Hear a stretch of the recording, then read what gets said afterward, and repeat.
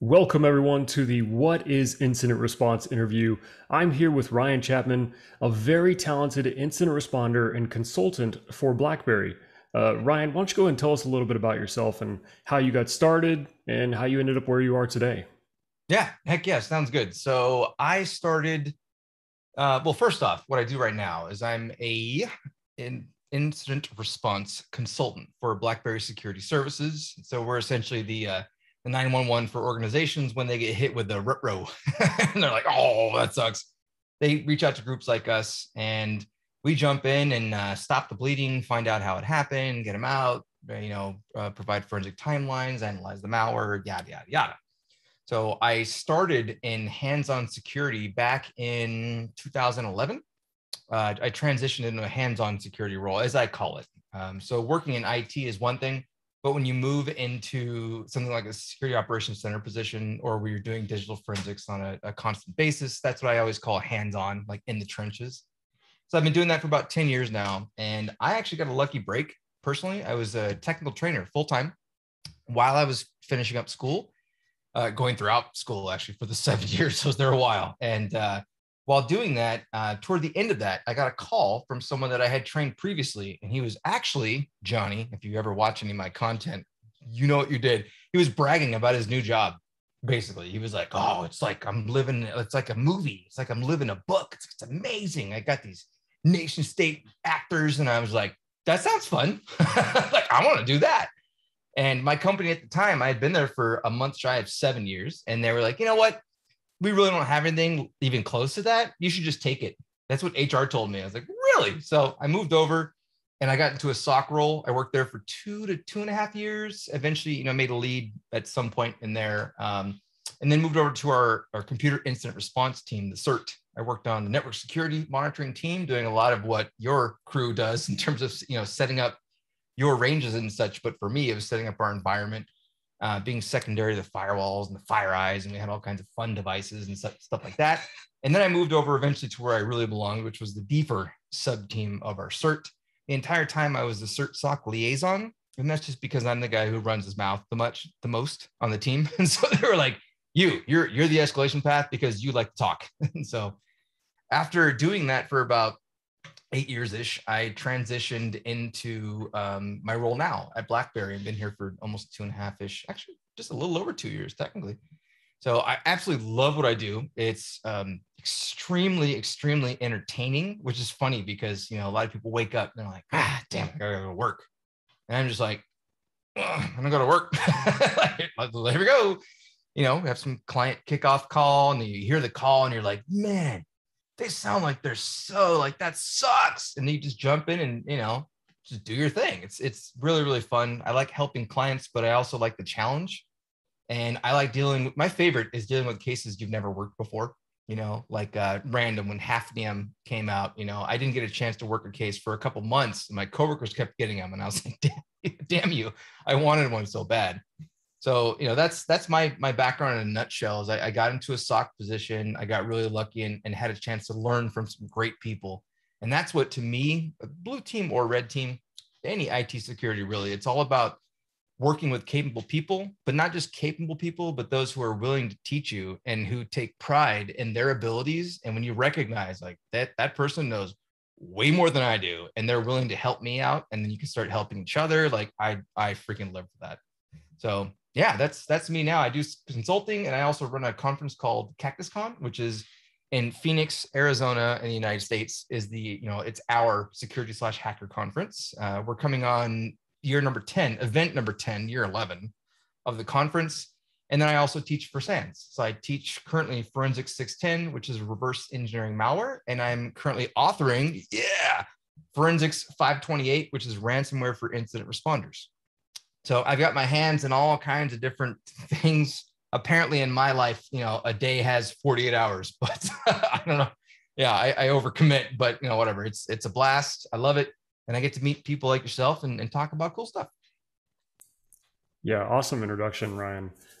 Crazy background too. And, when I talk to several people, I always hear the kind of like, the standard path into security. It sounds like you almost had that kind of traditional where you came from the IT background into security. Do you find that, especially from your wide set background, that you are coming more in contact with people who don't have that traditional background? Yes, especially now that, what was secure, what is security? What was security, for so Mhm. many years? For so many years, it was you take someone who's IT oriented, right? And you're like, hey, you're a security gal now, or you're a security guy, you get in there and do security stuff. It's like, what? Now that we have so many branches of security, and now that we have this ridiculous need, I find so often you have coworkers who have backgrounds and degrees, and I mean like up to PhD, like doctorate level, and completely disparate, fields. I worked with one guy for a number of years. Justin, you're a punk, by the way. If you ever watch this, Justin, he had a history degree. Almost, I mean, he was working through his graduate research and beyond that, and then he was like, computers. And he's one of the best developers that we had and still actually have at my last job. I worked with one of my former managers. She originally she went through law school. She passed the bar. She's a lawyer, and she was my boss when I was working on the NSM team on our cert. And it was great because legal counsel would always be involved in certain cases and things of that nature. And she'd jump on the call, and I'd just be like, "She's gonna tell you, like, you'll see. She's gonna tell you." you know, um, I don't know that I really like the idea of like ever serving as an expert witness, but we need those types of people who understand those realms. And I'm seeing also like threat intelligence. I'm seeing a ton of people move from even sectors like the government. I'm working with one person right now. I won't say her name, but she was previously doing, let's just say, the clandestine kind of stuff that you're like, oh, people do that in real life? Like, yeah, it's not just movies and TV. Like, people need to track that stuff, right? And she moved over to cybersecurity and was like, oh, it's the same concept, it's the same thing. These stupid actors are doing stupid things and they're trying to hide it this way and they're shoveling money through mules this way. And she's like, I know how to track that stuff. So I'm seeing that a lot. I'm seeing a lot of people also coming up through the high school, like, well, I guess secondary schools, you might call it, depending on what country you're from. And as they're coming in to cybersecurity, they're just like, yeah, I wasn't a computer nerd. No, I was a computer nerd. Oh, I've got my old Nintendo. This is my original Nintendo that I used to play day in and day out, right? But you have these people who are like, no, I have a buddy who's like, oh, I was a complete jock. Like, I just played sports. I, 4 or 5 sports at a time. I made fun of you computer nerds, but now he's like, yeah, computer nerds. I'm with you. So I really enjoy that. The more that our need grows, the more that people, to fill the career spaces we have, the more that I see people kind of moving over, appreciating it and being able to integrate. Because, my kid who's trying to hide down here on the floor, she's only 10 years old. I have one daughter, just that one. She's 10. And, they already say, like, and when I was growing up, they already know how to use computers. Like, her and her friends, like, it's ridiculous, right? When you try to transition them into cybersecurity, they're just like, oh, okay, well, yeah, I know all that. All right, cool. So yeah, I see that a lot now. Yeah, it's pretty cool. And I always bring this up because it's so amazing to me because some of the best defensive operators or incident responders and threat hunters I know, they actually come from aircraft maintenance backgrounds or policing backgrounds.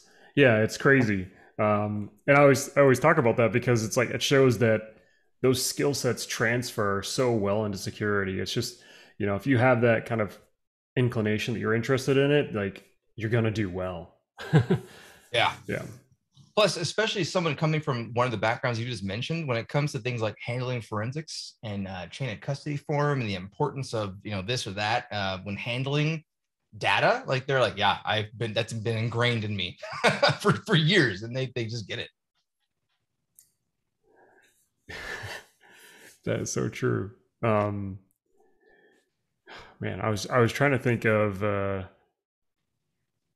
if we should just skip the next question, but we'll jump into it. But first, I do want to do the formal congrats on your team winning OpenSOC at DEF CON 29 this year. You can see the amazing trophy right behind him.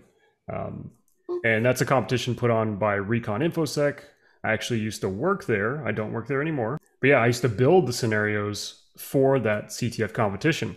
So as someone who put in months of effort into some of those, I know how difficult they are. And so, Yeah. awesome. congratulations on that win, in addition to the SOCX win as well. Yeah, thank you very much. I work for BlackBerry, and BlackBerry acquired Silence, which is where I worked. When I first came on, and technically I think I signed BlackBerry paperwork, but they acquired us, if you will, and BlackBerry that has such a reach into the automobile security industry, and some folks that a lot of higher end cars, Jaguar, I can get on to hold their footprint, but a lot of folks also are like, BlackBerry, you mean the cell phone company? And I'm like, no, their security profile, blah blah blah. The thing is, we're a smaller team. We have fewer than 30 consultants around the world. And then you look at teams like you've got, CrowdStrike, and you've got FireEye, and you've got, Crypsis, with now under the Palo Unit 42 umbrella. And I'm not calling them out, but I am absolutely calling them out. Like, we didn't see them in the competition, is all I'm saying. We were like, yeah, we're BlackBerry. We think we're awesome and we're going to win. Damn it. And it was a freaking blast. And a big reason that I stay where I am is my team. In fact, 99% of the reason are the people that I work with. So when we won SOCX, it's actually a fun story. I'll try to make it as quick as possible, but I run this conference called CactusCon, and your former crew was out there in 2019, and we had them. They were our CTF, and we did the open SOC there. And I actually didn't know enough. Like, I had never seen personally the challenges in open SOC. I had just heard about how great it was. So I was like, you folks come over here. So we had this one team, and this is Phoenix, Arizona, in the United States, just east of there. We call it Phoenix. This is the whole metro area. And we had this one team who was just killing the competition, and your former coworkers like, you got to check that team out. Like, they're killing it. And I was like, really? And I went, and my buddy and coworker, Cody Starks, hey, buddy, he was destroying the competition. You fast forwarded a month and a half after that, and he was working with us. Like, I had to have that guy. I was like, we need to get that guy on board. So he won OpenSOC at CactusCon. We ended up hiring him. We worked together daily. I was just chatting with him right before this. And we then had the opportunity to engage in SOCX. And we built our team. I was like, I want Cody, and then I'm going to be there. And then I was like looking at my coworkers, and I'm like, yes. And then we won, and I was super excited. And the company was like, this is awesome. We're like, I know. And then now that we had OpenSOC, we have a number, we have almost 30 we have a decent number of consultants. It's a decent number. And we had many people who were like, can we be on the OpenSOC team? And those of us who won the trophies, right? We were like, we're like, hey, we want to give you a chance, but not, I don't know. So we ended up having two teams compete, and we both did really, really well. But it's becoming a thing now. So at this point, I'm going to start doing like open challenges to, I don't care what IR firm it is, the folks at Kroll, the folks, whatever it is, KPMG, like I'm going to be like, hey, where you at? Let's do this. And try to get some crazy rivalries going here. Nice. Yeah. The challenge has been presented. Awesome. Hey, real quick, since this is the What is Incident Response interview, I would love to get your take, or from your words, like, what's your definition of incident response? Okay, so here we go. The way I view it may not be the textbook way that folks define incident response. So you have, and I think even the NIST, I don't think I know, but the NIST guidelines, for example, they state the differences between an event and an incident. Right. And many organizations also, they have their events or incidents, or they'll have tiers or priorities or whatever of incidents. Right. And usually the way it works out is an event is some type of anomaly within the environment, within the network. It's your EDR goes, that's dumb. That might be dumb. Go look at that. Or your AV goes like, that's Mimikatz. That shouldn't be there. That's just an event. Right. So what do you call that? Event response? No, I call any type of response to any security, potential problem within the environment. I refer to that personally as incident response. So it doesn't have to be a formally declared incident. You don't have to have a third-party consulting team brought in, or your own team of 30 people who just work in Cert. You have many different facets of incident response. And for an organization, depending on size, you will typically have multiple groups who engage in that incident response, if not up to and including every damn group in IT. You may have the responders, right? I always say hands-on security, which is pretty vague and silly, but in the trenches, pulling registry hives and ripping them apart and be like, that's not good, and looking at shim cache entries or whatever. But you also have like the complete other sides of the spectrum, right? Oh, way over here, for example, you have the business incident response team. If your company's big enough to have C-levels, they have to be involved. They have to know what's going on. They have to be able to coordinate with their groups. They have to coordinate with groups like public relations, that coordinate with HR, that coordinate with legal. I mean, you name a group and like they're going to be involved in some way, shape, or form. So you have the BERT, as we call them, the business incident response team, which is like BERT, BERT, BERT. It's kind of a silly term, but that's all right. So you have your BERT, and then often you will have a response team. Now, a lot of people look at like the response team, like what's the name? Is it a Cert, or is it a C-Cert, or is it whatever acronym? I don't care. Many times a SOC or an MSSP, right, will do the actual incident response. They'll do most of the heavy lifting. You may have a dedicated malware team. You may have a dedicated threat intel team, or your organization may be nowhere near that size. And rather, you've got 5 people in IT who have security next to their name. One of them runs the email gateway and just learned it a week ago, right? And you have an incident. So in my mind, any security anomaly, any event that comes up that needs to be analyzed, responded to, whether it's digital forensic analysis or even just looking at, like an IDS, like Suricata alerts, or if you have something like Logarithm and whatever SIM you have, if you have Splunk, whatever it is, whoever's actively receiving those has the eyes on the alerts, whether it's a single pane of glass or you've got 10,000 alerts in disparate systems. Whoever's looking at that and goes, damn it, and then needs to go click on things. I personally refer to that as incident response. So some people don't agree with me. They're like, nah, an incident has to be formally declared. And I'm like, shut up.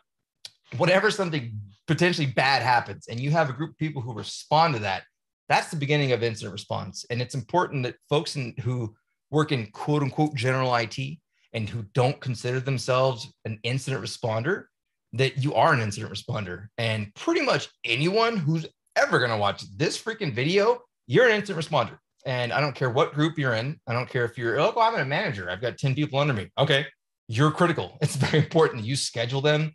You have time off for them. You're identifying incident commanders. You're rotating through them so that their shifts aren't, 96 hours straight, all the above. So I always consider incident response to be not just a low-level forensic review of artifacts that are being pulled, but everyone on whatever team who can help out. If you're in identity management, it doesn't matter. Whatever group you're in, I consider that incident response. Yeah, I think that's a great definition. And I think that covers like the broad scope, right? It doesn't matter like the size of your organization. If you're the person responding to a potentially malicious event in your environment, you're doing incident response. And I always like to tell people, and I like try to gear these interviews towards either new people or kind of, people who are already established in security, that, just because you're doing IT and you're doing some patches, and in this case, you might be responding to an incident that occurred before the consultants come in, like you're getting some security experience. And that's important to remember when you think about, making the transition, or you're interested in making the transition into like a specific, as you were saying, hands-on security role or in the trenches. Yeah, I think it's important not just for everyone to understand their true importance when it comes to dealing with an event, an incident, whatever you want to call it, but also on the other side of things is you have many organizations who potential clients of ours, perhaps, or every other third party out there, right? You may have people who see something silly, right? Or potentially silly, and they start poking at it. They go, what are you doing? Like, what's that right there? That looks stupid. Let me log in there. Let me touch all kinds of stuff. And then eventually they call one of us and we're like, damn it. So it's not just your importance of how you play into the overall role of response, but it's also the importance of everything that you do physically.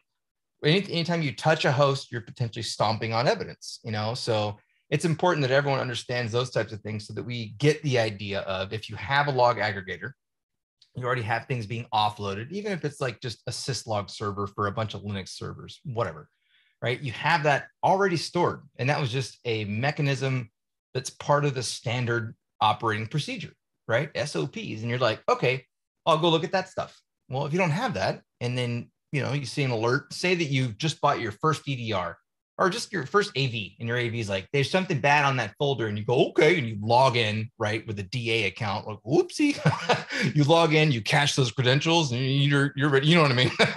And you're like, you're potentially making it worse. So it's important that everyone knows how important all the groups are, and understands that as soon as you engage, it's very important to try to get people involved from the get-go who do understand and have that security mindset, so that you don't make any mistakes along the way. 100% agree. So you covered a lot of different areas that I would consider like maybe like skill areas. So in your mind, what are some like important skills for incident response and, overall for cybersecurity? That's a great question. My answer to it is verbose, and it's like a 3-hour Ryan rant, but I'll try to narrow it down. Someone recently asked me, they basically were asking me, there were 2 particular courses that they wanted to take. And they said, should I take this course or should I take this course? One of them focused on network intrusion from the perspective of network-based analysis. So looking at IDS logs, looking at a SIM, things like that. The other one was very specific to Windows specific artifact analysis, much of which resides in the registry, but things that need to be parsed out of the Windows environment specifically. And they were like, if I need to move into a DFIR role, which one do I take? And I was like, well, in the grand scheme of things, both. You need to know both, right? Do you really need to know both? However, you have many different roles where within incident response. So you have people who need to understand network forensics.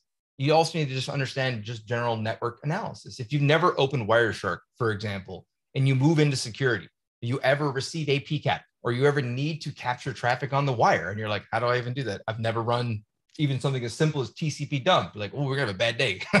That's gonna suck, right? Welcome. But then on the other side, you're like, well, I have a host that is for sure compromised with malware. And we've got this binary. Say it's a Linux binary, right? It's an ELF, or it's a Macintosh binary. They do exist, right? It's a Mako executable. And they're like, what do I do with this? I got this thing. What do I do with it? And you're like, well, that's malware analysis, right? And then there's dynamic and there's static. So there's all these different roles that play a hand in, and kind of, I guess the fingers kind of interjoin, interconnect in order for the overall group to be successful. So many times people want to move into security and they have no idea what roles exist.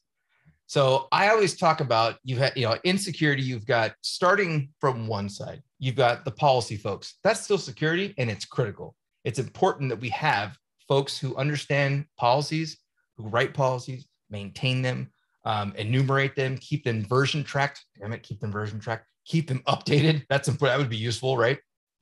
I was about to go on a rant about stale policies. Oh, we have an IR plan. Yeah. We updated it 3.5 years ago. Like, awesome. So you have policy stuff. You also have like identity management stuff where you look at it, you're like, well, is that IT or is that security? Is that, as far as incident response, that may be more someone that you work with, right? But when it comes to direct hands-on incident response, you have like your SOC roles. And many times people will delineate a difference between a SOC and a Cert. And usually, and everyone feels differently. So someone's like, that's wrong. We can all have our own opinions.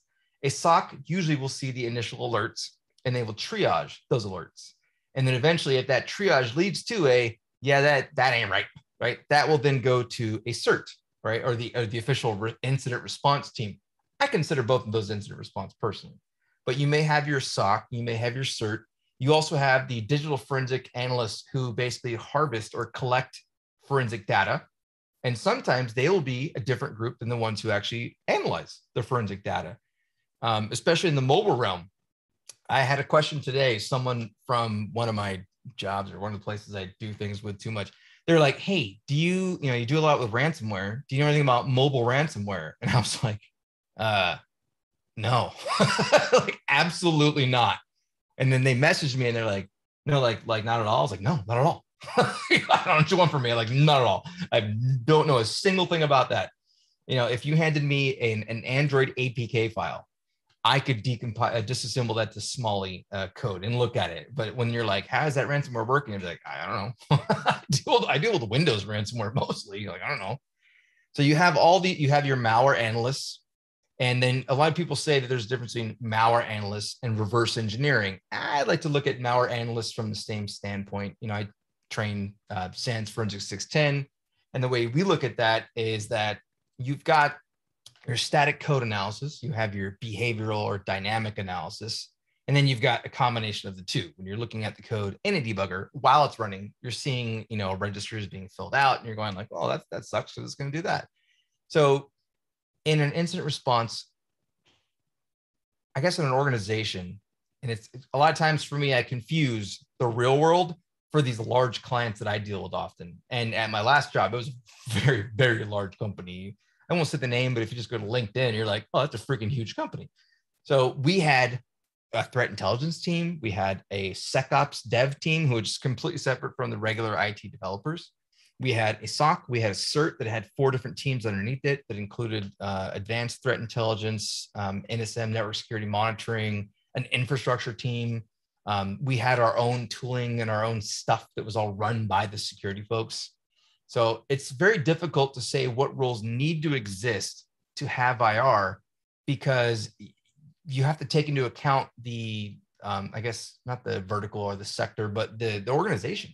If you've got 10 people in IT, what are you going to need to train someone on to deal with incident response? And to me, it's all about A, visibility, and then B, being able to analyze that as far as response. And then, of course, having a group or a crew that can help with remediation. So if you've got 10 people in all of IT, right, and something comes in that's bad, right? What's that bad thing that comes in? Maybe it's like we just installed Proofpoint. And Proofpoint TAP was like, hey, that's a bad email. And 600 of them just came in. Turns out I delivered 300. Sorry, I didn't know that. That's actually technically trap for Proofpoint. But my point being is, like, the person who's running that email security gateway, that person, as they begin to look at those emails and go, oh, look, that attachment was bad. It came in on whatever I just said, 600 emails. They all had different subjects. They all came from different SMTP sender IPs. They all had different attachment names. They all, all these different things. The person who starts going, no, no, no, no, and cleaning those out of email, I consider that a part of incident response. And many people are like, no, that's just email security. I'm like, okay, how do 90%, I'm making that number up, but how do a huge portion of incidents begin? They begin with email. They begin with phishing, ransomware, phishing, and RDP. They flip-flop number 1 and number 2. So that's a really long Ryan answer, but essentially what I'm getting at is that you can say, I would be remiss to say you have to have your initial triage team, you have to have your deep dive team, you have to have threat intelligence, you have to have malware, you have to have network forensics. The truth is ugly. It's really damn ugly. And the truth is that the larger your organization is, and I'm talking maybe $1 billion in revenue or more a year, right? Decent sized organizations.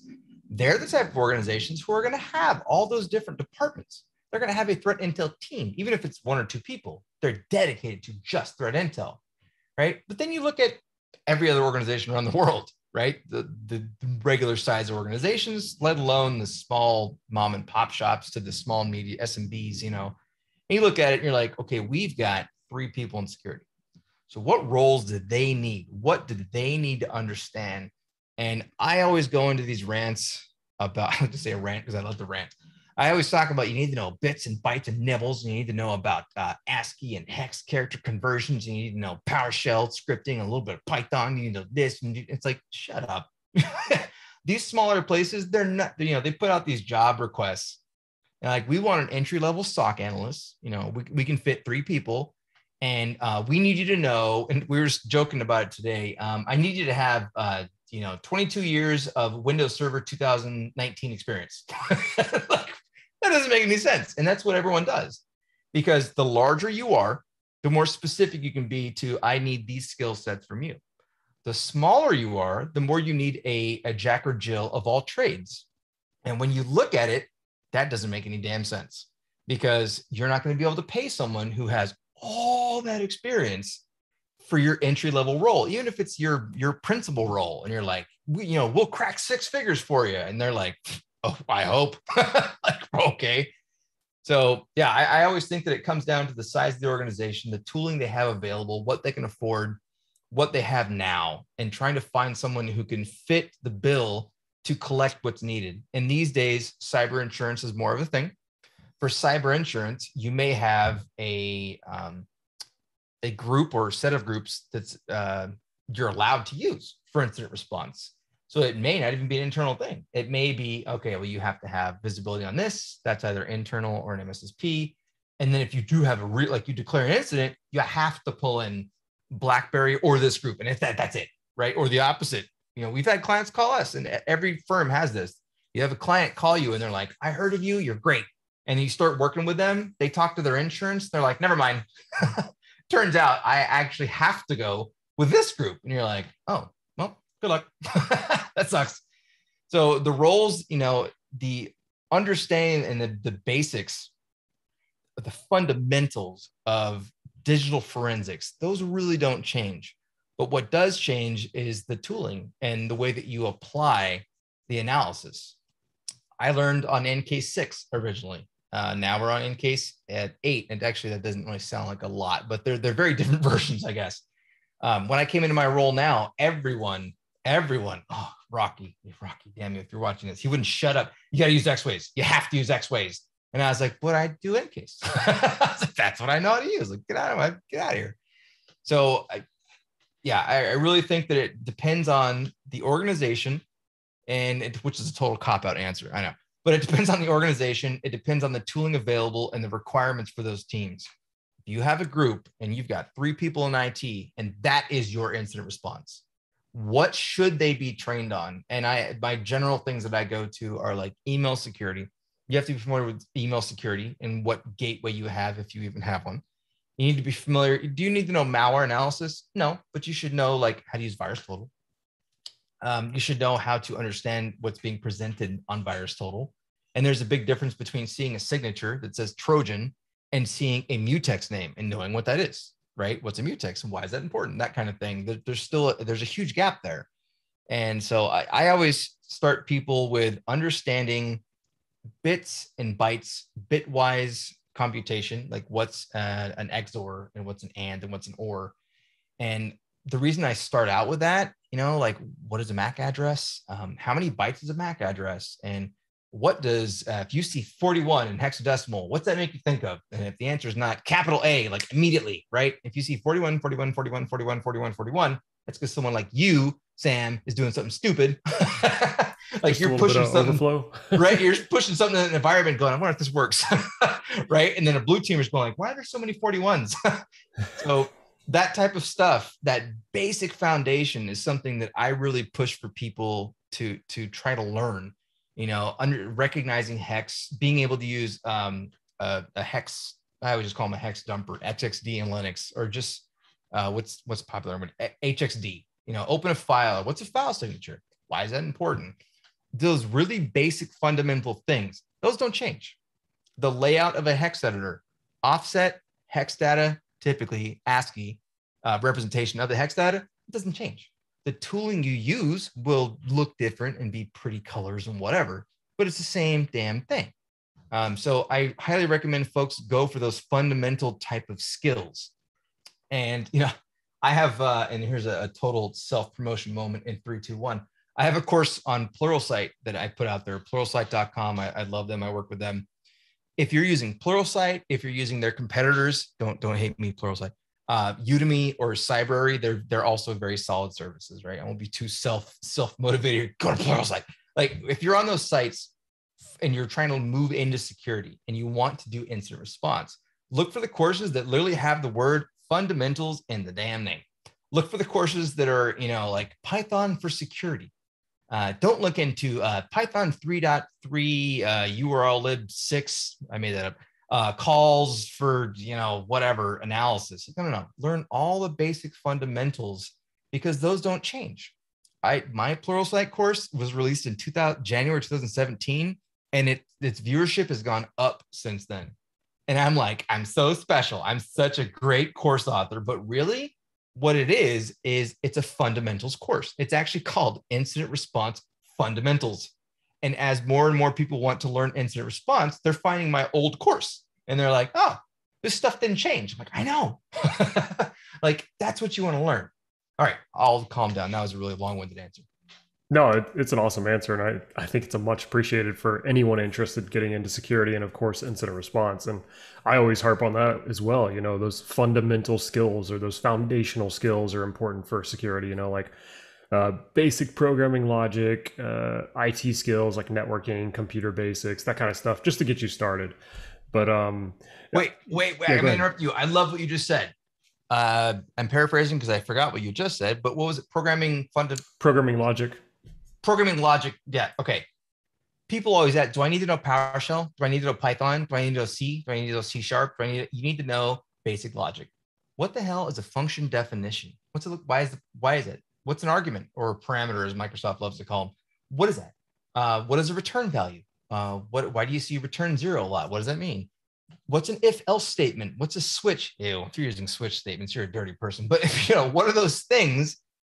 That's what you need to know, because once you understand all those things, it doesn't matter what language you're looking at. You know, I review Metasploit code. I was going to lie and say all the time. I do it like once a month, so I'm a liar. But I look at Metasploit code. It's written in Ruby. I don't know freaking Ruby. I have no clue. I couldn't do a single thing in Ruby, but I can read it. I look at it and I go, oh, that's an input. And then that's going to, okay. And that's going to push something over there, right? You just read the logic. It just about kind of makes sense. And if you see a function and you don't know what it does, what do? Duh, you Google it. So yeah, I love that you said that, because I get that question all the time. Which language should I learn? I'm like, you should learn the fundamentals, wait for it, right, of programming. That's what you should learn.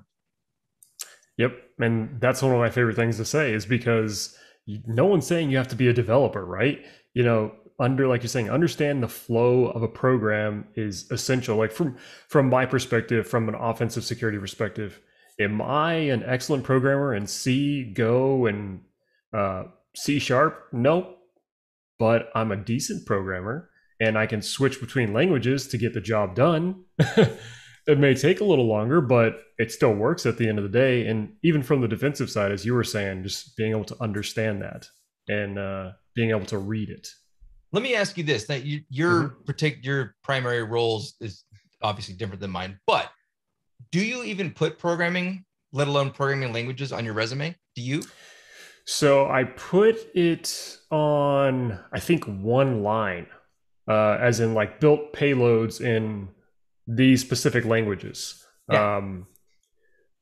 Sure, is it difficult during interviews whenever you get when you get a very difficult, you get like a software engineer that turned security or turned offensive security engineer, and they're like, oh yeah, well, what do you think about this particular component of Golang? And I'm like, dude, I just built a payload dropper in it. Okay, I'm not a hardcore software engineer.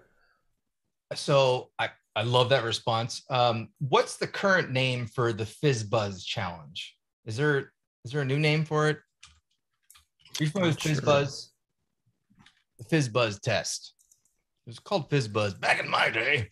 I'm already feeling old now. Yeah, here's FizzBuzz. So FizzBuzz was originally a thing to teach kids about division, but so like me, I have something silly like automation and scripting or something like that, right? Mm-hmm. I would never say that I know Python.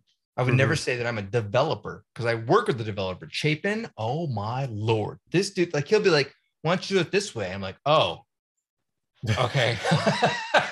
Because I would have never thought of that, you ass. That's why.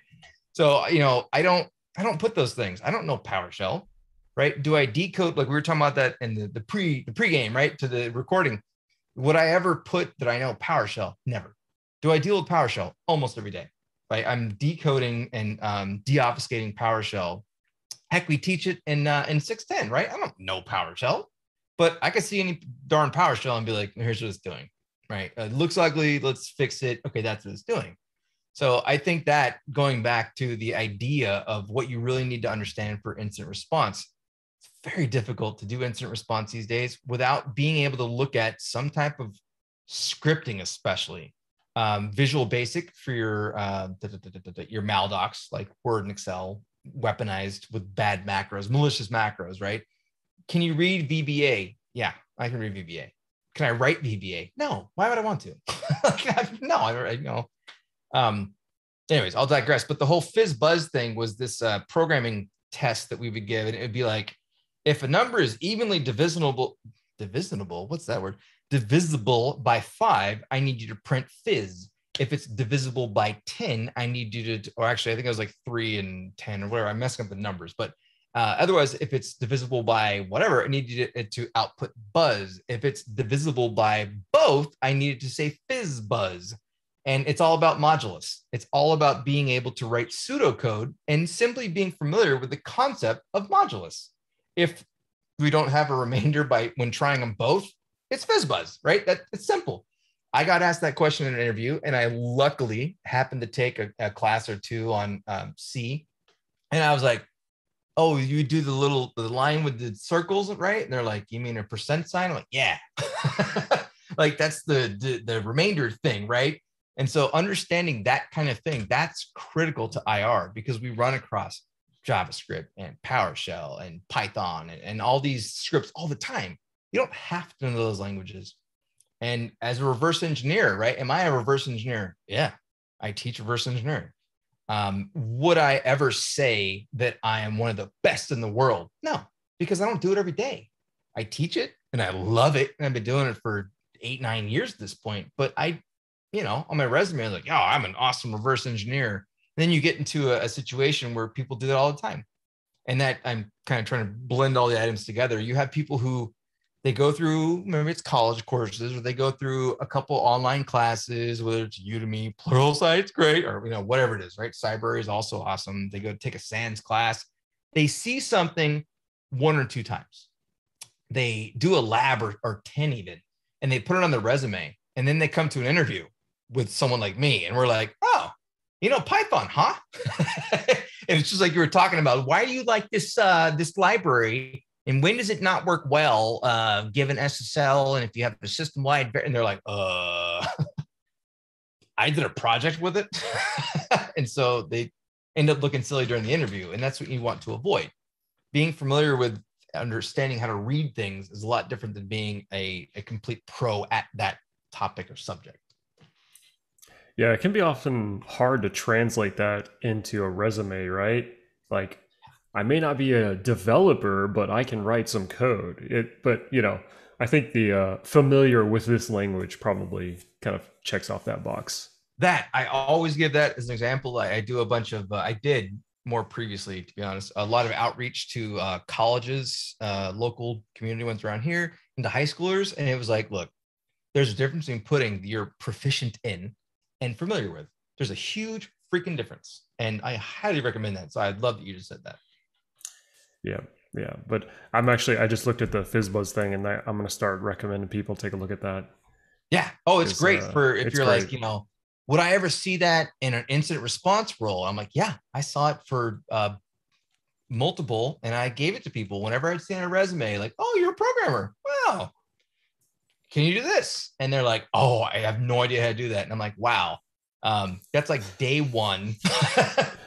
Like, don't put you're a programmer on your resume if you're not a proper developer, Mm-hmm. So if you don't follow an SDLC, I'm familiar with this stuff. I can read Python. I can read scripting languages. I can understand them. And in an interview also, we were talking about this before the show. I figured we'd talk about interview stuff. So I guess I'm jumping into it now. That's fine. Be very, very comfortable. Be very, very comfortable admitting what you actually know and what you're familiar with and what you just don't freaking know. And to me, that was important. And there can be people who, they think they're so badass, they're so great, and they're so overly confident. And you'll ask them something, and you can tell right away, like they don't know the answer. But they won't just say, I'm not sure about that. I did a bunch of interviews, as I was telling you before, like over 100 easily interviews for a SOC at all various levels of a SOC. And it was a very advanced SOC for my last job, very advanced. And we would have people come in and, they'd bring up these topics. And the way that I would run the interview is I'd look at your resume and I'd go like, oh, online, he goes right there. He says, Burp Suite. And like, I don't know. First off, I don't know Burp Suite. Like, I'm not a red teamer. I don't know a damn thing. I can run Burp Suite and like capture a thing and like, oh, I can modify it. I don't know Burp Suite. And I would just say something super stupid. Like, if you have an SSL, like I would just ask a dumb Ryan question and they'd be like, I don't know. I'm like, well, the why the is it on your resume? Why is it right there on line 3 of your resume? Damn you. So anyway, I just wanted to pop off on that. The thing for me is, we had this one guy interview one time and he was, we're still good buddies. And if he ever does watch this, he'll know for sure. He'll be like, that asshole's talking about me. But he didn't, he brought up process hollowing, a malware technique during an interview. And I was like, hey, what Windows API calls are used for process hollowing? And I'm sitting there thinking to myself, like, I'm a reverse engineer. Oh, I know, right? Do you know? And I remember he was like, why does that matter? I'm like, well, you just brought it up. You were talking about it. He's like, yeah, well, I know how it works. I know what it does. I'm like, I know, but I'm just asking you if you happen to be familiar with. Long story short, I was being very, very polite, and I was just trying to get the motherfucker to say, I don't know which damn libraries it uses, right? And he would not do it. He absolutely would not do it. And in my interview notes, I was like, this mother. I was like, he wouldn't say. He just wasn't familiar with it. Like, just be like, hey, I actually don't know that, but you know what? I'll look it up. And I love these type of interviews where someone says, I know how to use Wireshark. So I go, oh, I download a random PCAP, right? I open Wireshark, I take my laptop and I go, what's that right there? And they go, oh, I don't know.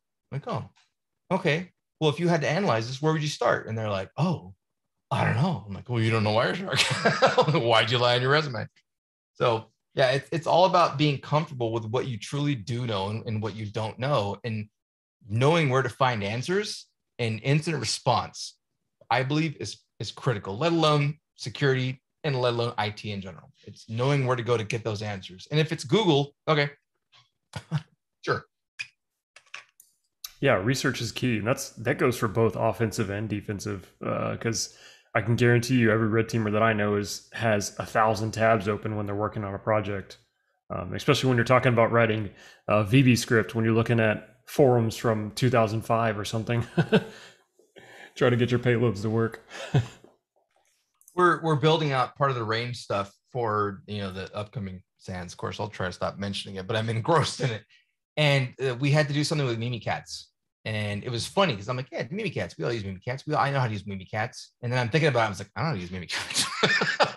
I'm a blue teamer. I know how to identify when Mimikatz has been used.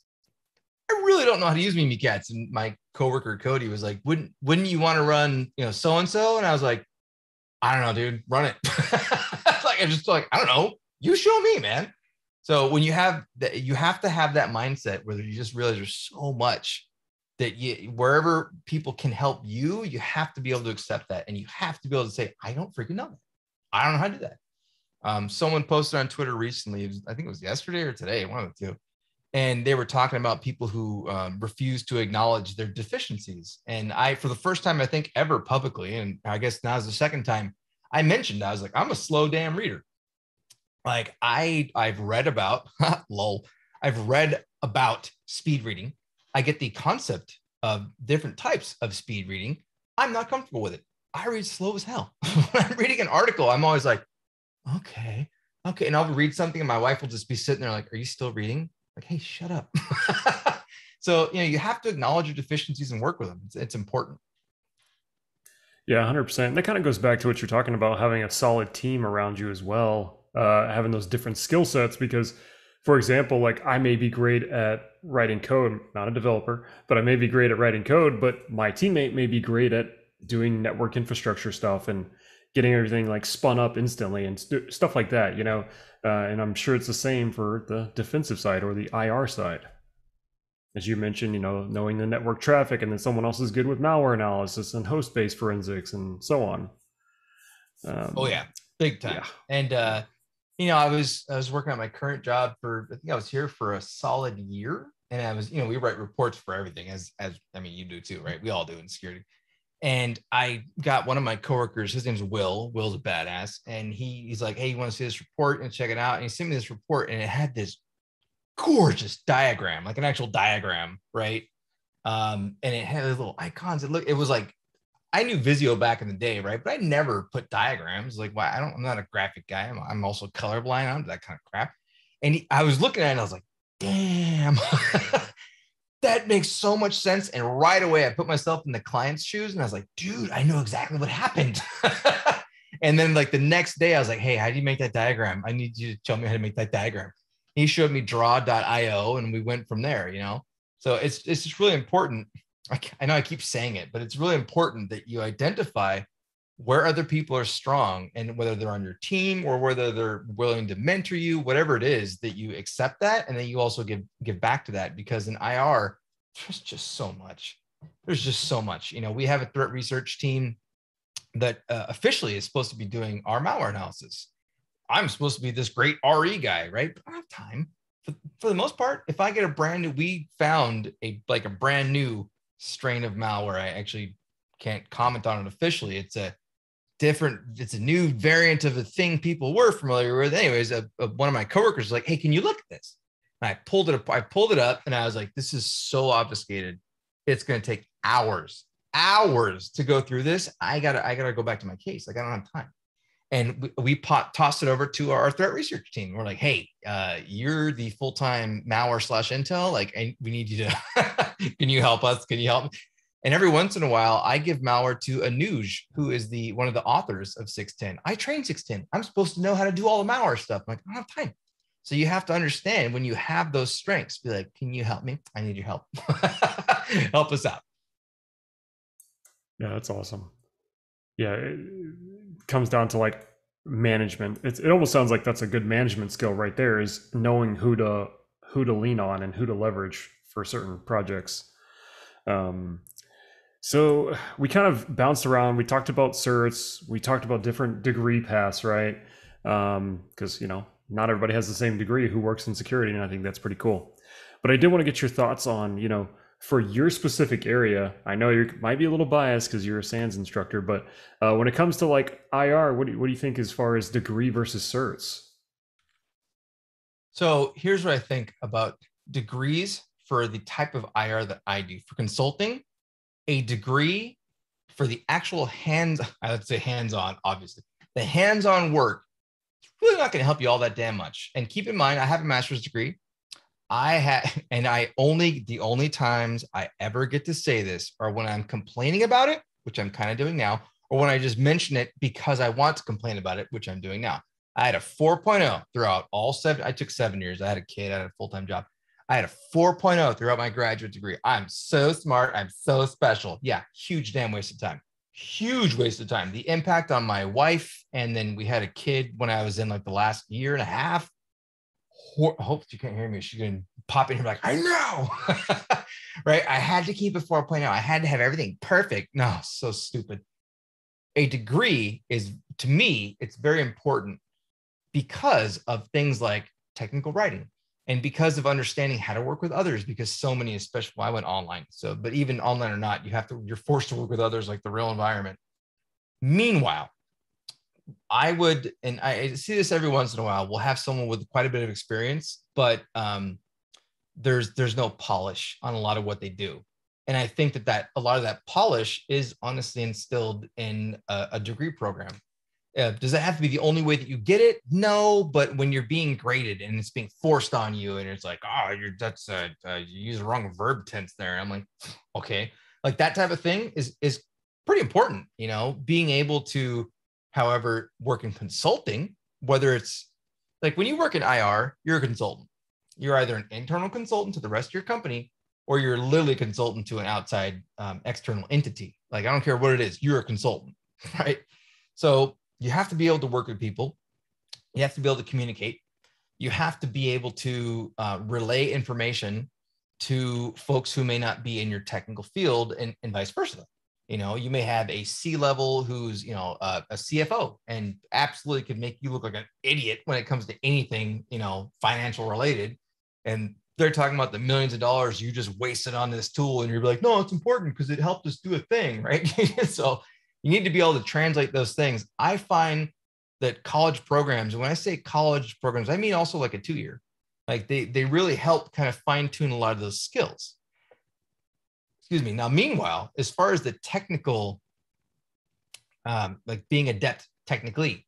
If you give me someone who's had a solid year as an intern, like a full-time intern, right? As for a solid year working in incident response or a SOC or a Cert, that person over a 4 and usually even a 6-year degree, because often those 2 final years, by the way, are usually like project management and stuff, which is also critical to IR. I don't know what I would have done without my skills learning there in school. We made PowerPoint presentations, which is really stupid. I've never made a PowerPoint presentation for a client. Hey, I got a little animation here. Shut up. But understanding how to deal with project management and create milestones, and whether you're using MS Project or actually Gantt charts, or you're just doing Kanban boards or whatever it is, that's critical. Do you have to learn a degree program? I don't think you do. This is personal. This is not BlackBerry. This is not Sands. This is just Ryan saying that. So many HR organizations, so many organizations through HR require degree programs. And to me, especially for security, blue or red team, honestly, it pisses me off, because you're like, you have to have a 4-year degree. Okay, well, I just met that person and I talked to that gal for 25 minutes. And she could take your job now, and you're a principal, right? And she's got no degree whatsoever. But we're going to tell her we can't hire her because she doesn't have a 4-year degree and she's not in $40,000 debt. That's cute. So I personally, it's kind of, I go a little bit of both ways. There's also and I won't go into this whole rant about what college costs these days, at least in the United States, because that's freaking ridiculous. The amount of debt you're in, come on. But you also have, and the fact that you pay so much debt, you owe so much debt, and then you get an entry-level job for $50K. I'm like, it's 2021. That's stupid. Okay, so I won't go on that rant. So anyway, it's you gain some really good skills: project management, working with others, communicating, technical writing. Those are all very, very important skills. But you also have places to go to learn those things. What I find is that when you're not being graded, like literally graded, that's an A- paper. You're like, no, I want an A+. You're like, that's an A-, do better, right? When you're not getting that, and when you're not being formally pushed to learn something, there's often not as much of a push to do it. It doesn't mean there aren't folks like one of my best friends in the world, Chris Sniffen. I gave his last name out because I love him. I hope he watches. When I met him, he's like, yeah, I'm going through this, theoretical physicist book by Professor Wolf over at, I think it was Cambridge. I don't remember where. And I'm like, you're doing what? He goes, yeah, it's a textbook. I like to read textbooks while I watch TV. And I was like, wait, what? What did you say? There are certain people who can do that, right? And if you can learn those types of skills without being essentially forced to do it or to feel like I'm paying to do that, then by all means, awesome.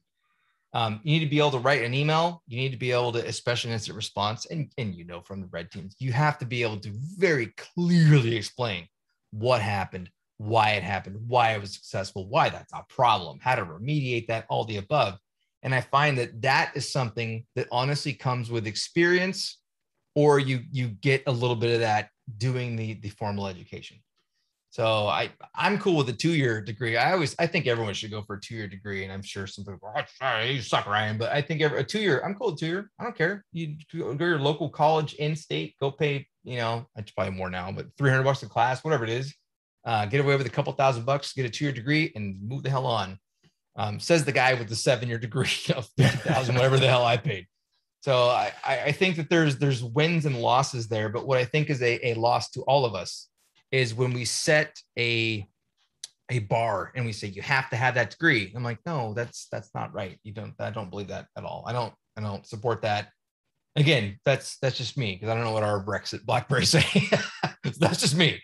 But anyways, that's my long Ryan answer for that question. Yeah, I think that's a great answer. And I think it's good to pursue a degree if you want to. And I think the greatest compromise is kind of what you brought up, is go for that 2-year path, right? Because oftentimes people will, I have to spend this much to get a 4-year degree when it may not even help me get a job, or it may not provide those skills needed for specifically security. Yeah. Because I've kind of seen that recently. I won't go on a rant myself, but about like degrees that focus specifically on cybersecurity and how they're really not setting people up for success, I don't think. like I would honestly just say if you have the aptitude or the capability, get a computer science degree or just get a general IT degree. Get those project management points in there, like you're saying, and learn the basics of networking and operating systems. Like if you can do that at your local community college for, like you're saying, 300, $400 a class, do that. I work with a local community college. Can I call them out? Yeah, Estrella Mountain Community College, EMCC. I mean, it's like just miles from my house, right? There's a fellow there, Tracy. I freaking love you if you ever watch this, but Tracy is his. I'll give his first name. He has a Linux security users group. So it's a slug, but a C slug. Sorry, it's a security Linux users group. Slug, C slug, whatever it's called. I'm failing you, Tracy. But I have given so many presentations there over the years. I am infatuated with the type of stuff that they train their students. They get, for the folks who want to go straight IT/networking kind of stuff, they do like Red Hat security. He's one of the primary trainers with them for years. I sit in some of their group meetings and I'm like, I wasn't getting this crap in my 600 level courses. And I was paying a lot of money for those damn courses. Like, this is freaking awesome. So if you find the right programs at those community colleges, I love them. I love community colleges so much. I have a fond, yeah. Anywho, security is not relegated to just higher education. And honestly, I believe personally that as soon as you get past grad degree and you get into postgraduate and graduates or what am I trying to say, doctorate programs, that's all very lower level research that you rarely will do in the field unless you're specifically working as like a full-time researcher. So yeah, anyways, I have folks that we work with who, at certain organizations snuck in through HR, or some we had to battle for that didn't have a degree, and they were some of the best damn people I worked with. And I was like, that's freaking awesome. If they send a stupid email here or there, I'm like, hey, don't say that in an email. Like, get a little professionalism here and there, sure. But damn, they had to do some good freaking work. So a lot of people out there thinking, oh, I can't do security because I don't have a degree. And I'm like, I don't buy that. Yeah, definitely. Sounds like a little networking and doing some local meetup groups could help as well. Yes. Getting your name out there. Yeah. And that's the other thing that, I have to attribute, not that I'm so damn great, but I get to train SANS courses. I get to author my own damn SANS course. I get to work as a consultant with an amazing team. I get to do stuff like this conversation right now. I attribute a huge portion to my getting to do these things, right? A douchey way of saying it would be my success. I'm so special. But to be able to enjoy all these things and take part in them, I attribute to being, I was just going to say socially active. That sounds like a dirty thing, but to being open to networking with people. And that's the funny thing, because for so many years, right? Like, all the computer nerds were computer nerds, right? I was always the computer nerd who, I had no friends in elementary and junior high school because I don't give a damn about people. I wanted to do computer stuff, and then as I started realizing there were other people like me, I was like, hey, come to my house. Like, what are you doing? And a lot of us in the community don't necessarily have that personality trait or style. And that's where I think it's important for those of us who do, like yourself, right? He's throwing videos on YouTube, and like me, who loves to run his damn mouth, as you obviously can tell, that we interact with folks who we see have either the skill or the potential, and try to get them to break out of their shell. They don't have to come onto a podcast. They don't have to put videos on YouTube to be successful. But the more you interact and network with others, and the more you understand what you do and don't know, which I think I've said like 10,000 times by now, the more you're going to grow as an individual. And I think it's just so important. Yeah, and those communication skills go a long way, or soft skills as they're called, yes.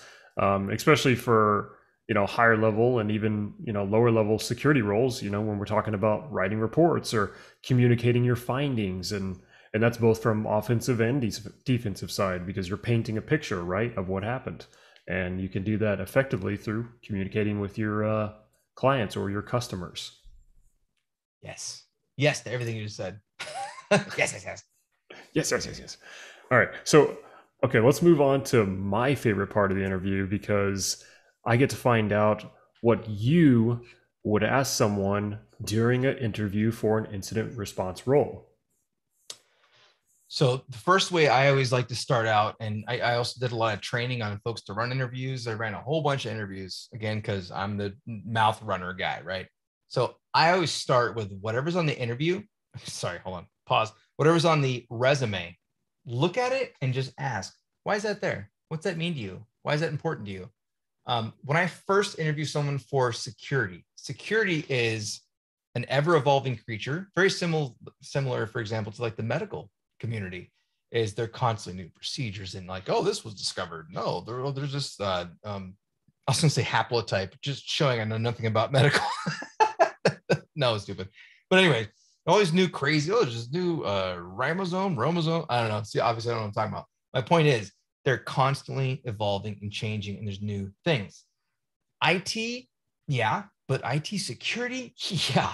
Incident response, oh, and heck, red teaming, right? Come on. It's so constantly changing. You need people that are able to adapt and who are willing to learn and are willing to consistently learning, as we call it, lifelong learning, right? So one of the things that we do is we ask, I always start off, what brought you here? Why are you, essentially what I'm asking is, why are you in front of me right now? What are we doing here? Right? Like, what's going on with you? Why are you interested in us? From the company perspective, sure. But also, I'm like, sure, whatever, if you want to work with us as a company. But also, like, what really got you into security? What interested you? And people, and I get these responses all the time. Well, there's a lot of money in computer security now. And I'm like, well, yeah, but not with that attitude, mister. So it's kind of like, what brought you here? If someone has this crazy background, like I was programming TI-85 calculators and assembly back when I was in 7th grade, I was a damn computer nerd, whatever. Like we talked about earlier, we have history majors and, lawyers and all kinds of stuff. What really gravitated you now to this environment? And then where is it that you, I always like to say, stay abreast of information, which is such a stupid saying, but where do you go to research? Who do you follow? What podcast or what YouTube channels do you watch? Something like that. And it's not like I need you to say a big name. It's got to be someone awesome. No, it's just like, you know what? I don't do a ton of this, but I like NetSec over on Reddit. Like they've got some stuff that I like to read. I'm like, okay, fine. Where to read some good stuff, right?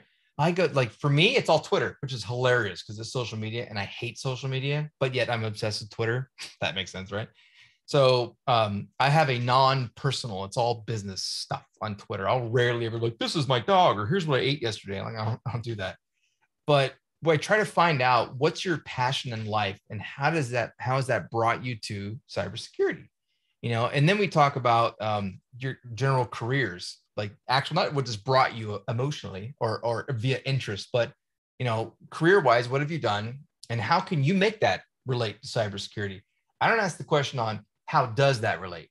Because I want to know, how do you feel you can make that relate? Or if you're literally doing a starting over, all brand new stuff, right? What can you bring with you into this new environment? And why does it interest you? And we try to find the people. There are some people who are very happy to show up to work, do a great job, go home and disconnect completely and never deal with whatever outside of work. A lot of times those people can work in security, but they're often a little stagnant and they'll be in the same role for a long time or whatever, but those can be some of your hardest damn workers. So it doesn't have to be someone, who's like, oh, well, I'm going to be a SOX and then a Cert and then I'm going to be a freaking manager and then I'm going to go to a C level. I'm going to be a CISO in 10 years. You're like, all right, check you out. It doesn't have to be that kind of person. You just want to know that there is a passion there and that there is an interest there. So once you go through the interview, basic resume stuff and what brought you here and whatever, you start to gauge their technical capabilities for whatever role it is. I always start out with lower level forensic fundamentals, especially when I have folks who have certifications or I have graduate degrees or whatever. I can't tell you how many people I've interviewed, my teams and I have interviewed over the years who have graduate degrees or, 4-year degrees or whatever in digital forensics. And I'm like, how many bits are in a byte? And they're like, 24. I'm like, son of a what, dude? What's hex? Just explain to me what hex is. Why do we use base 16? What is that? For that matter, we'll either ask them or just show them, what is this string? And what do you think that is? and it will be a base 64 string, like an obvious, because they all are obvious. So they'll have padding, some equal signs at the end. Like, what's that? Like, I have no idea. I've never seen that. And usually it's based on the answers to how they, like I said, a gazillion times, being willing to say, I don't know, right? Like that to me, I don't know what that is. I have no idea. Oh, it's encoded or something. It's encrypted or something. And I'm like, well, base 64 is not encryption, but so then like, okay, well, how would you look this up? What tools would you use? What would you do? I would Google the entire string. Okay. You don't find a hit, or say you do find a hit, and it says Radix 64. What's that? The whole idea is that I like to start small with trying to identify, do they know the basics of just digital forensics in terms of bits, bytes, and binary and hexadecimal. If they can't actually perform an XOR on a whiteboard, I don't care about all that. But just try to get it based on what they have on the resume. The more technical it is, the more I just start right off technical. And then we start to build to things they may not know, and over time. So one of my favorite things I do, I actually have a YouTube video that I posted, just a buddy of mine, one of my best friends, Adam, and was sitting like right there. And we were just going over, and I started off with a MAC address, and he's wanting to get more into security. And he asked me, can you sit with me and go over the stuff you do in interviews? And I was like, yeah, exactly. So we called it like incident response interview fundamentals or something like that. I love the word fundamentals. And I had a MAC address, and I was like, what is that? And he goes, it's a MAC address. I'm like, all right, how many bytes is that? And he's like looking at it, and he goes, at first he's like 12, six, no, six, because 2 hex characters is a byte. And I was like, yeah, because each one's four bits. What's 4 bits? And he's like, I don't know. I'm like, it's a nibble. And we starting with the MAC address. You can understand if someone knows what hexadecimal is, if they know what bits and bytes are. You can understand if they know what an OUI is. You can understand if you then pull up a PCAP and you show traffic that has a physical address, and you say, how would I identify what type of hardware that is? If they identify, oh, the OUI is the first 3 bytes of the 6, that obviously can be spoofed, but it should identify the type of network interface card. We start with that, and then I go, okay. And we just kind of transition from there. So just taking like a MAC address, a fake MAC address, like dead 1, 2, 3, 4, 5, 6, or whatever, right? As you see all the time. What can you tell about the bits and bytes? What can you tell about ASCII representation? What can you tell about, I could say like, how would you base 64 encode that? Like, I don't know. Like, all right, well, here's a laptop, and you just spin that sucker around, be like, Google it, here, just find out. And they'll be like, okay, they'll eventually find that same website. Everyone finds that like yellow and orange website. I don't know, I'm colorblind, but it's like the base 64 encoder, the default one. It's been around for years. And they're like, I would just like paste it in there. I'm like, well, do it. And then I'm like, then I'll ask stuff like, why could that be problematic if you have data that you don't know what it decodes to, but you want to use an online decoder? Why, security-wise, could that be a problem? And I'm trying to get to operation security, right? So just from a MAC address, I just go down this deep, dark rabbit hole of all these different things. If you were to make that base 64, if I wanted to, put that into a zip file in the command line, do you know that? And they're like, no. I'm like, okay, do you know what a zip file is? They go, yeah, it's just an archive, a compressed archive. And I go, okay, if I brought one of those up in a hex editor, would you recognize it?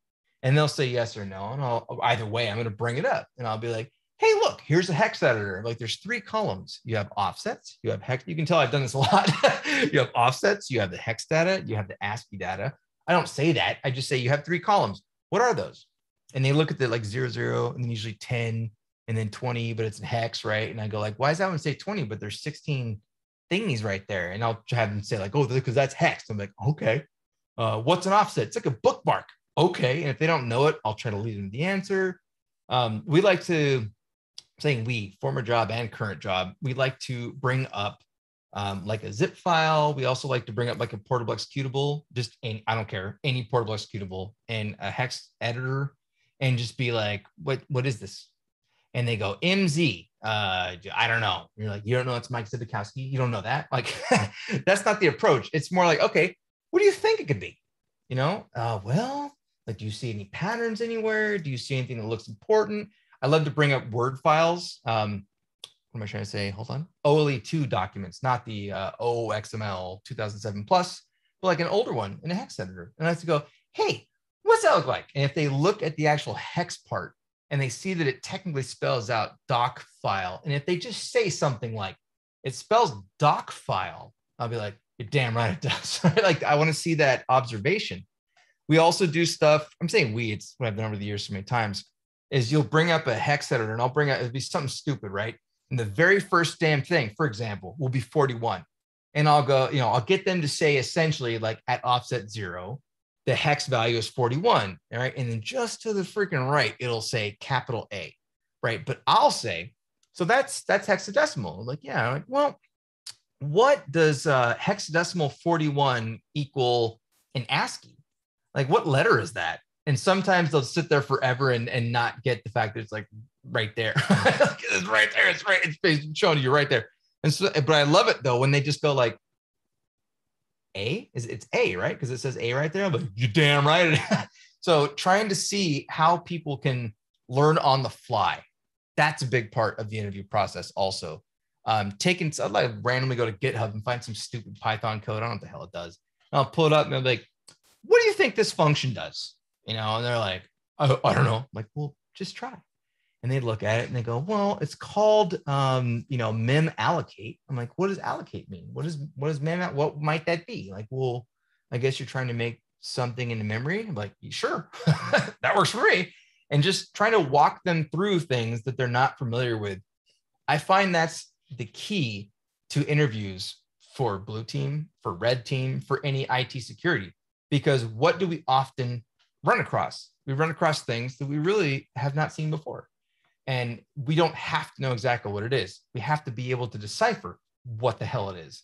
So having that capability, we call critical thinking a lot of times, is critical. Wait for it. So that's what I like to do in interviews. Start with a MAC address and just go down the damn rabbit hole. You may have a killer who's like, that's a MAC address. That's 6 bytes, the first 3 of the OUI, and goes crazy. How would I change that MAC in Kali? If I'd run MAC changer, duh. Or if config can do it or whatever. Like, okay, we're going to go advanced for you, right? We're going to run strace. What's that do? But those are the kind of interviews I like. I love hex editors, layouts. I love files they've never seen before. I love if you have like a principal IR consultant, we interview for day job right at BlackBerry, and it will basically just grab stuff from an active case, not redacting whatever, but like, oh, how do you identify that something is executed in a Linux environment? And they go, Linux.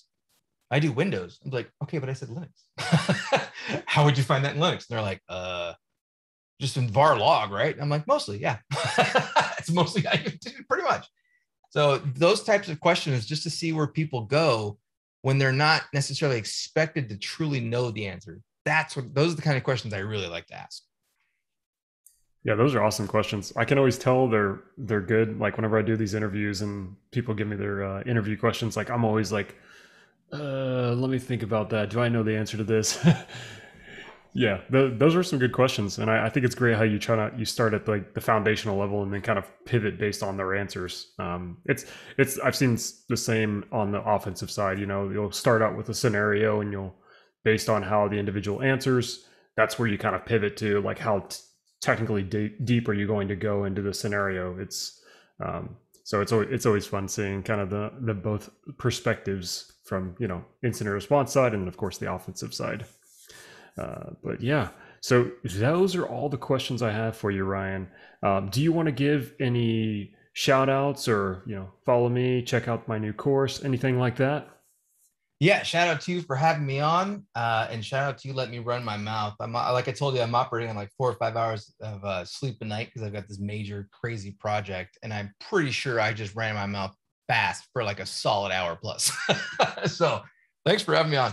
Yeah, at CactusCon, we just had our first fully virtual event in February of this year because right? We're doing a hybrid event. At least we hope we're doing a hybrid event where we have an in-person, but also still a very large online presence this coming February. I think it's 4th and 5th, the first week of February, 2022. That feels weird to say, but come check us out. Come hang out with us. cactuscon.com/Discord. We'll give you the Discord link to our CactusCon community server, and that's up year round. And we're just got a bunch of people on there chatting and got a bunch of free training resources. We got blue team stuff, red team stuff. We got a bunch of memes. It's mostly memes, It's mostly memes, actually. There's a bunch of stuff on there. You know, my SANS course is coming up. If FOR528.com, it's Forensics 528, ransomware for incident responders. It's a 4-day course. The fourth entire day is a CTF. So it's all a capture the flag type of, you know, game. And so I really trying to push for some solid communication with anyone who's interested in ransomware. If you're interested in ransomware at all, and you're like, I don't care about your damn class. I'm not gonna pay for your class. I don't care about your class. Like, well, then just come talk to me. I just want to talk about stuff. So, you know, I'm on Twitter at RJ_chap, which is funny because I actually hate when people call me RJ. Like, it's just, I don't go by that. My middle name is Jason, but I think just RJ is not me. It's not who I am. But yet I made my online name RJ_chap. And I have people all the time like, hey, RJ. I'm like, why are you calling me that? Because stupid. You call yourself that. Anyway, RJ_chap on Twitter. Hang out with us on Discord, cactuscon.com/Discord. You know, check out the SANS resources and stuff. But you know, my big thing is anyone who wants to discuss incident response, if you want to talk about interviewing techniques or tactics or whatever, join the Discord server. It's a lot easier for me to respond on Discord than it is like LinkedIn or directly on Twitter because there's a lot of communications going on. It's just easier. But yeah, shout out to the your former crew, which is funny because I thought you were still there. I didn't do my homework, Ryan. The Recon InfoSec folks for having us and working with us for so long. And you get to meet good people when you network. And, you know, we met one another through that endeavor. And, you know, if you're not reaching out to me, if you see some names out there, whether it's the Twitterverse or, you know, whatever it is, you're like, oh, that person would ever talk to me. Like, shut up, just reach out to them. Maybe they don't like you, but maybe they'll, I really try to advocate for interaction. And so I'm all about that. Come say hi. We'll hang out in the CactusCon Discord and let's be friends. I can attest to that. The CactusCon Discord does have some good memes. Yeah, and it's pretty active too. Because you know you don't really see too many active conference Discord channels, at least aside from like you know DEF CON and stuff like that. But yeah, they ebb and flow, and a lot of conferences, and we're definitely guilty of this. Up until this year, we didn't record our talks. We wanted people to attend in person. We wanted to be very locally based. So when people hear me say, "Oh, it's CactusCon 10," they're like, "No, it's not." Like I see very little of you guys on YouTube. I'm like, I know, but we're changing it now. You know, it's a new era. It's a new world. So yeah, I hopefully anyone who wants to communicate, whatever your preference may be, just pop in there. I've got a crew of people to, you know, run the conference, but a lot of my contacts are in there. So yeah. Awesome. Yeah. Thanks again, Ryan. I'm going to put all of those links in the description below. So link up with Ryan. He's a great person to know and a great person to network with as well. And especially if you're on the West Coast of the United States, try to attend CactusCon if you can. Yeah. Come on out. Check us out.